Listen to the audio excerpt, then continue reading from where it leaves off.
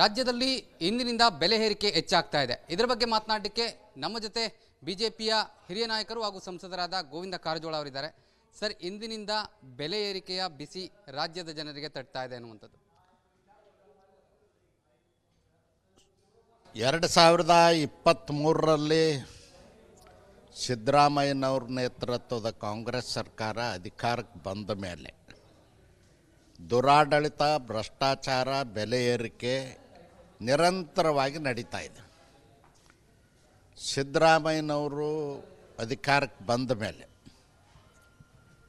ಹಾಲಿನ ಬೆಲೆ ಹೆಚ್ಚಾಯಿತು, ಮೊಸರಿನ ಬೆಲೆ ಹೆಚ್ಚಾಯಿತು, ಮಜ್ಜಿಗೆ ಬೆಲೆ ಹೆಚ್ಚಾಯಿತು, ತರಕಾರಿ ಬೆಲೆ ಹೆಚ್ಚಾಯಿತು, ಕರೆಂಟ್ ಬೆಲೆ ಹೆಚ್ಚಾಯಿತು.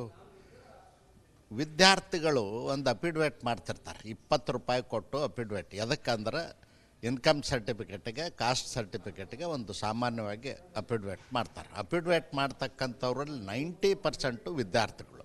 ಅದನ್ನು 20 ರೂಪಾಯಿಂದ 100 ರೂಪಾಯಿಗೆ ಹೆಚ್ಚು ಮಾಡಿರ್ತಕ್ಕಂಥದ್ದು ಬಡವರ ಮಕ್ಕಳಿಗೆ ಹೊರೆಯಾಗಿದೆ. ಇದು ಅಲ್ಲದೇ ಈ ವಾರದಲ್ಲಿ ಕಸಕ್ಕೂ ಕೂಡ ಸೆಸ್ಸನ್ನು ಹಾಕಿದ್ದಾರೆ.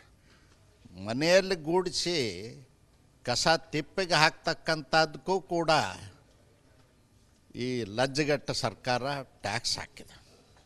ಜನ ಕ್ಷಮಿಸೋದಿಲ್ಲ ಇದನ್ನು. ಬಹುಶಃ ನನಗನ್ನಿಸ್ತದ, ಹೀಗೆ ಬಿಟ್ಟರೆ ಇವರು ಉಸಿರಾಡು ಗಾಳಿಗೂ ಕೂಡ ಟ್ಯಾಕ್ಸ್ ಹಾಕ್ತಾರೆ ಅನ್ನೋದು ಸಂಶಯ ಜನರನ್ನು ಕಾಡ್ತಾ ಇದೆ. ಸರ್, ಈಗ ಗ್ಯಾರಂಟಿ ಯೋಜನೆಗಳಿಗೆ ಹಣ ಶಾರ್ಟೇಜ್ ಆಗ್ತಾ ಇದೆ. ಈ ಉದ್ದೇಶದಿಂದ ಈ ರೀತಿಯಾದಂಥ ಬೆಲೆ ಏರಿಕೆಯನ್ನು ಮಾಡಲಾಗ್ತಾ ಇದೆ ಎನ್ನುವಂಥದ್ದು. ನೋಡಿ, ಸಿದ್ದರಾಮಯ್ಯನವರು ಕಾಂಗ್ರೆಸ್ ಪಕ್ಷದಲ್ಲಿದ್ದಾಗ, ಪ್ರತಿಪಕ್ಷದ ನಾಯಕರಿದ್ದಾಗ, ರಾಜ್ಯದಲ್ಲಿ BJP ಸರ್ಕಾರ 4 ವರ್ಷ ಅಧಿಕಾರದಲ್ಲಿದ್ದಾಗ ಏನು ಹೇಳಿದ್ರಿ ನೀವು? BJP ಸರ್ಕಾರದಲ್ಲಿ 40% ಕಮಿಷನ್ ದಂಧೆ ನಡೀತಾ ಇದೆ, ನಿರ್ಮಾಣದಲ್ಲಿ, ಖರೀದಿಯಲ್ಲಿ, ಪ್ರತಿಯೊಂದು ವ್ಯವಹಾರದಲ್ಲೂ 40% ಕಮಿಷನ್ ತೊಗೊಳ್ತಾ ಇದ್ದಾರೆ ಅಂತೇಳಿ ಆರೋಪ ಮಾಡಿದ್ರಿ. ನಿಮ್ಮ ಸರ್ಕಾರ ಬಂದು 2 ವರ್ಷ ಆಯಿತು. 40% ರೇಟ್ಗಳು ಕಡಿಮೆ ಆಗಬೇಕು, ನಿರ್ಮಾಣದ ವೆಚ್ಚ ಕಡಿಮೆ ಆಗಬೇಕು, ಖರೀದಿ ದರ ಕಡಿಮೆ ಆಗಬೇಕು. ಆದದ್ದೇ ಆದ್ರೆ ಸುಮಾರು 1 ಲಕ್ಷ ಕೋಟಿ ಹಣ ಸರ್ಕಾರದ ಖಜಾನೆಯಲ್ಲಿ ಉಳಿಬೇಕಾಗಿತ್ತು. ಹಾಗಾದರೆ ಉಳಿದಿಲ್ಲ. ಅದು ಯಾರ ಜೇಬಿಗೆ ಹೋಯಿತು? ಅಷ್ಟೇ ಅಲ್ಲ, 2 ವರ್ಷದಲ್ಲಿ ಅತಿ ಹೆಚ್ಚು ಸಾಲ ಮಾಡಿದಂಥ ಸರ್ಕಾರ ಸಿದ್ದರಾಮಯ್ಯನವ್ರ ಸರ್ಕಾರ. ಒಂದು ಕಡೆ ಸಾಲ ಮಾಡ್ತೀರಿ, ಒಂದು ಕಡೆ ಆರೋಪ ಮಾಡಿ 40% ಉಳಿಸ್ತೀವಿ, ಅದನ್ನು ರಾಜ್ಯದ ಅಭಿವೃದ್ಧಿಗೆ ಬಳಸ್ತೀವಿ ಅಂದಿದ್ರಿ. ಅದನ್ನು ಉಳಿಸಲಿಲ್ಲ, ಬಳಸಲಿಲ್ಲ. ಒಟ್ಟಾರೆ ಈ ಸರ್ಕಾರದಿಂದ ರಾಜ್ಯದ ಲೂಟಿ ಆಗ್ತಾ ಇದೆ, ಜನರ ಸುಲಿಗೆ ಆಗ್ತಾ ಇದೆ. ಇದೊಂದು ಅತ್ಯಂತ ಕೆಟ್ಟ ಸರ್ಕಾರ ಅಂತ ನಾನು ಹೇಳಲಿಕ್ಕೆ ಬಯಸ್ತೇನೆ. ಸರ್, ಈಗ ಹಾಲಿನ ದರ ಹೆಚ್ಚಳದ ವಿಚಾರವಾಗಿ ಸರ್ಕಾರ ಹೇಳ್ತಾ ಇದೆ, ಅದು ರೈತರಿಗೆ ತಲುಪಿಸುವಂಥ ಕೆಲಸ ಆಗುತ್ತೆ, ರೈತರಿಗೆ ತಲುಪುತ್ತೆ ಹಣ ಅಂತ ಹೇಳಿ. ನೀವು ರೈತರ ಹೆಸರು ಹೇಳ್ಕೊಂಡು ಹೆಚ್ಚು ಮಾಡೋದಲ್ಲ. ರೈತರಿಗೆ ನೀವು ಕೊಡಿ, ಹಾಲಿಗೆ ಪ್ರೋತ್ಸಾಹಧನ ಕೊಡಿ. ಯಡಿಯೂರಪ್ಪನವರಿದ್ದಾಗ ಹಾಲಿಗೆ ಪ್ರೋತ್ಸಾಹಧನ ಪ್ರಾರಂಭ ಮಾಡಿದ್ದೀವಿ ನಮ್ಮದೇ ಸರ್ಕಾರ. ನೀವು ಆ ರೀತಿ ರೈತರಿಗೆ ಪ್ರೋತ್ಸಾಹಧನ ಕೊಡಿ, ನಿಮ್ಮ ಖಜಾನೆಯಿಂದ ಕೊಡಿ. ಜನರು ಸುಲಿಗೆ ಮಾಡಿಕೊಡೋದಲ್ಲ. ಈಗ ಹಾಲು ಕೊಂಡು ತಿನ್ನುವವರಿದ್ದಾರೆ, ರೈತರಷ್ಟೇ ಹಾಲು ಉಪಯೋಗ ಮಾಡೋದಿಲ್ಲ. 140 ಕೋಟಿ ಜನನೂ ಹಾಲು ಉಪಯೋಗ ಮಾಡ್ತಾರೆ ದೇಶದಲ್ಲಿ. 6.5 ಕೋಟಿ ಜನ ರಾಜ್ಯದಲ್ಲಿ ಹಾಲನ್ನು ಉಪಯೋಗ ಮಾಡ್ತಾರೆ. ಅವ್ರಿಗೆ ಹೊರೆ ಆಗೋದಿಲ್ಲೇನು? ಬಡವ್ರು ಕೂಲಿನಲ್ಲಿ ಮಾಡಿ ಬದುಕುವವ್ರಿಗೆ ಹೊರೆ ಆಗೋದಿಲ್ಲೇನು? ಬಡವ್ರ ಮಕ್ಕಳಿಗೆ ಒಂದು ಸಿಂಪಿ ಹಾಲು ಕೊಡಲಿಕ್ಕೂ ಕೂಡ ಸಾಧ್ಯ ಆಗೋದಿಲ್ಲ. ಅದಕ್ಕೆ ಈ ರೀತಿ ಅವ್ರಿಗೆ ಕೊಡ್ತೀವಿ, ಇವ್ರಿಗೆ ಕೊಡ್ತೀವಿ, ಇದೇ ಸುಳ್ಳು ಬಂಡತನದಿಂದ ಹೇಳಿ ರಾಜ್ಯದ ಜನರು ಲೂಟಿಯನ್ನು ಮಾಡ್ತಾಯಿದ್ದಾರೆ. ಧನ್ಯವಾದಗಳು ಸರ್. ಇದಿಷ್ಟು ಏನು ಬಿಜೆಪಿಯ ಹಿರಿಯ ನಾಯಕರಾದಂತಹ ಗೋವಿಂದ ಕಾರಜೋಳ ಅವರ ಮಾತಾಗಿರುವಂಥದ್ದು. ಕ್ಯಾಮ್ರಾ ಪರ್ಸನ್ ಅನಿಲ್ ಜೊತೆ ನಟೇಶ್ ರಾಜಣ್ಣ, ರಿಪಬ್ಲಿಕ್ ಕನ್ನಡ, ನವದೆಹಲಿ.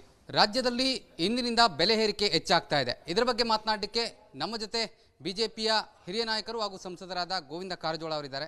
ಸರ್, ಇಂದಿನಿಂದ ಬೆಲೆ ಏರಿಕೆಯ ಬಿಸಿ ರಾಜ್ಯದ ಜನರಿಗೆ ತಟ್ತಾ ಇದೆ ಅನ್ನುವಂಥದ್ದು. 2023ರಲ್ಲಿ ಸಿದ್ದರಾಮಯ್ಯನವ್ರ ನೇತೃತ್ವದ ಕಾಂಗ್ರೆಸ್ ಸರ್ಕಾರ ಅಧಿಕಾರಕ್ಕೆ ಬಂದ ಮೇಲೆ ದುರಾಡಳಿತ, ಭ್ರಷ್ಟಾಚಾರ, ಬೆಲೆ ಏರಿಕೆ ನಿರಂತರವಾಗಿ ನಡೀತಾ ಇದೆ. ಸಿದ್ದರಾಮಯ್ಯನವರು ಅಧಿಕಾರಕ್ಕೆ ಬಂದ ಮೇಲೆ ಹಾಲಿನ ಬೆಲೆ ಹೆಚ್ಚಾಯಿತು, ಮೊಸರಿನ ಬೆಲೆ ಹೆಚ್ಚಾಯಿತು, ಮಜ್ಜಿಗೆ ಬೆಲೆ ಹೆಚ್ಚಾಯಿತು, ತರಕಾರಿ ಬೆಲೆ ಹೆಚ್ಚಾಯಿತು, ಕರೆಂಟ್ ಬೆಲೆ ಹೆಚ್ಚಾಯಿತು. ವಿದ್ಯಾರ್ಥಿಗಳು ಒಂದು ಅಫಿಡವಿಟ್ ಮಾಡ್ತಿರ್ತಾರೆ, 20 ರೂಪಾಯಿ ಕೊಟ್ಟು ಅಫಿಡವಿಟ್. ಎದಕ್ಕಂದ್ರೆ ಇನ್ಕಮ್ ಸರ್ಟಿಫಿಕೇಟಿಗೆ, ಕಾಸ್ಟ್ ಸರ್ಟಿಫಿಕೇಟಿಗೆ ಒಂದು ಸಾಮಾನ್ಯವಾಗಿ ಅಫಿಡವಿಟ್ ಮಾಡ್ತಾರೆ. ಅಫಿಡವಿಟ್ ಮಾಡ್ತಕ್ಕಂಥವ್ರಲ್ಲಿ 90% ವಿದ್ಯಾರ್ಥಿಗಳು. ಅದನ್ನು 20 ರೂಪಾಯಿಂದ 100 ರೂಪಾಯಿಗೆ ಹೆಚ್ಚು ಮಾಡಿರ್ತಕ್ಕಂಥದ್ದು ಬಡವರ ಮಕ್ಕಳಿಗೆ ಹೊರೆಯಾಗಿದೆ. ಇದು ಅಲ್ಲದೇ ಈ ವಾರದಲ್ಲಿ ಕಸಕ್ಕೂ ಕೂಡ ಸೆಸ್ಸನ್ನು ಹಾಕಿದ್ದಾರೆ. ಮನೆಯಲ್ಲಿ ಗೂಡಿಸಿ ಕಸ ತಿಪ್ಪಿಗೆ ಹಾಕ್ತಕ್ಕಂಥದ್ದಕ್ಕೂ ಕೂಡ ಈ ಲಜ್ಜೆಗೆಟ್ಟ ಸರ್ಕಾರ ಟ್ಯಾಕ್ಸ್ ಹಾಕಿದೆ. ಜನ ಕ್ಷಮಿಸೋದಿಲ್ಲ ಇದನ್ನು. ಬಹುಶಃ ನನಗನ್ನಿಸ್ತದ ಹೀಗೆ ಬಿಟ್ಟರೆ ಇವರು ಉಸಿರಾಡೋ ಗಾಳಿಗೂ ಕೂಡ ಟ್ಯಾಕ್ಸ್ ಹಾಕ್ತಾರೆ ಅನ್ನೋದು ಸಂಶಯ ಜನರನ್ನು ಕಾಡ್ತಾ ಇದೆ. ಸರ್, ಈಗ ಗ್ಯಾರಂಟಿ ಯೋಜನೆಗಳಿಗೆ ಹಣ ಶಾರ್ಟೇಜ್ ಆಗ್ತಾ ಇದೆ. ಈ ಉದ್ದೇಶದಿಂದ ಈ ರೀತಿಯಾದಂಥ ಬೆಲೆ ಏರಿಕೆಯನ್ನು ಮಾಡಲಾಗ್ತಾ ಇದೆ ಎನ್ನುವಂಥದ್ದು. ನೋಡಿ, ಸಿದ್ದರಾಮಯ್ಯನವರು ಕಾಂಗ್ರೆಸ್ ಪಕ್ಷದಲ್ಲಿದ್ದಾಗ, ಪ್ರತಿಪಕ್ಷದ ನಾಯಕರಿದ್ದಾಗ, ರಾಜ್ಯದಲ್ಲಿ BJP ಸರ್ಕಾರ 4 ವರ್ಷ ಅಧಿಕಾರದಲ್ಲಿದ್ದಾಗ ಏನು ಹೇಳಿದ್ರಿ ನೀವು? BJP ಸರ್ಕಾರದಲ್ಲಿ 40% ಕಮಿಷನ್ ದಂಧೆ ನಡೀತಾ ಇದೆ, ನಿರ್ಮಾಣದಲ್ಲಿ, ಖರೀದಿಯಲ್ಲಿ, ಪ್ರತಿಯೊಂದು ವ್ಯವಹಾರದಲ್ಲೂ 40% ಕಮಿಷನ್ ತೊಗೊಳ್ತಾ ಇದ್ದಾರೆ ಅಂತೇಳಿ ಆರೋಪ ಮಾಡಿದ್ರಿ. ನಿಮ್ಮ ಸರ್ಕಾರ ಬಂದು 2 ವರ್ಷ ಆಯಿತು. 40% ರೇಟ್ಗಳು ಕಡಿಮೆ ಆಗಬೇಕು, ನಿರ್ಮಾಣದ ವೆಚ್ಚ ಕಡಿಮೆ ಆಗಬೇಕು, ಖರೀದಿ ದರ ಕಡಿಮೆ ಆಗಬೇಕು. ಆದದ್ದೇ ಆದ್ರೆ ಸುಮಾರು 1 ಲಕ್ಷ ಕೋಟಿ ಹಣ ಸರ್ಕಾರದ ಖಜಾನೆಯಲ್ಲಿ ಉಳಿಬೇಕಾಗಿತ್ತು. ಹಾಗಾದರೆ ಉಳಿದಿಲ್ಲ. ಅದು ಯಾರ ಜೇಬಿಗೆ ಹೋಯಿತು? ಅಷ್ಟೇ ಅಲ್ಲ, 2 ವರ್ಷದಲ್ಲಿ ಅತಿ ಹೆಚ್ಚು ಸಾಲ ಮಾಡಿದಂಥ ಸರ್ಕಾರ ಸಿದ್ದರಾಮಯ್ಯನವ್ರ ಸರ್ಕಾರ. ಒಂದು ಕಡೆ ಸಾಲ ಮಾಡ್ತೀರಿ, ಒಂದು ಕಡೆ ಆರೋಪ ಮಾಡಿ 40% ಉಳಿಸ್ತೀವಿ, ಅದನ್ನು ರಾಜ್ಯದ ಅಭಿವೃದ್ಧಿಗೆ ಬಳಸ್ತೀವಿ ಅಂದಿದ್ರಿ. ಅದನ್ನು ಉಳಿಸಲಿಲ್ಲ, ಬಳಸಲಿಲ್ಲ.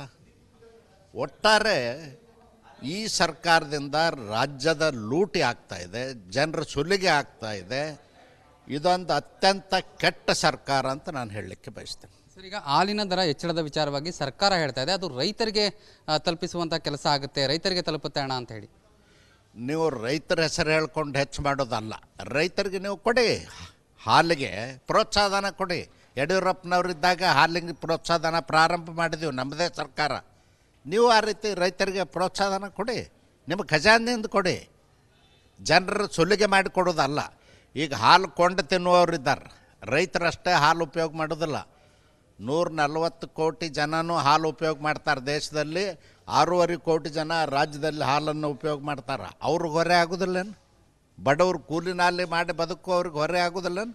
ಬಡವ್ರ ಮಕ್ಕಳಿಗೆ ಒಂದು ಸಿಂಪಿ ಹಾಲು ಕೊಡಲಿಕ್ಕೂ ಕೂಡ ಸಾಧ್ಯ ಆಗೋದಿಲ್ಲ. ಅದಕ್ಕೆ ಈ ರೀತಿ ಅವ್ರಿಗೆ ಕೊಡ್ತೀವಿ, ಇವ್ರಿಗೆ ಕೊಡ್ತೀವಿ, ಇದೇ ಸುಳ್ಳು ಬಂಡತನದಿಂದ ಹೇಳಿ ರಾಜ್ಯದ ಜನರು ಲೂಟಿಯನ್ನು ಮಾಡ್ತಾಯಿದ್ದಾರೆ. ಧನ್ಯವಾದಗಳು ಸರ್. ಇದಿಷ್ಟು ಏನು BJPಯ ಹಿರಿಯ ನಾಯಕರಾದಂತಹ ಗೋವಿಂದ ಕಾರಜೋಳ ಅವರ ಮಾತಾಗಿರುವಂಥದ್ದು. ಕ್ಯಾಮ್ರಾ ಪರ್ಸನ್ ಅನಿಲ್ ಜೊತೆ ನಟೇಶ್ ರಾಜಣ್ಣ, ರಿಪಬ್ಲಿಕ್ ಕನ್ನಡ, ನವದೆಹಲಿ.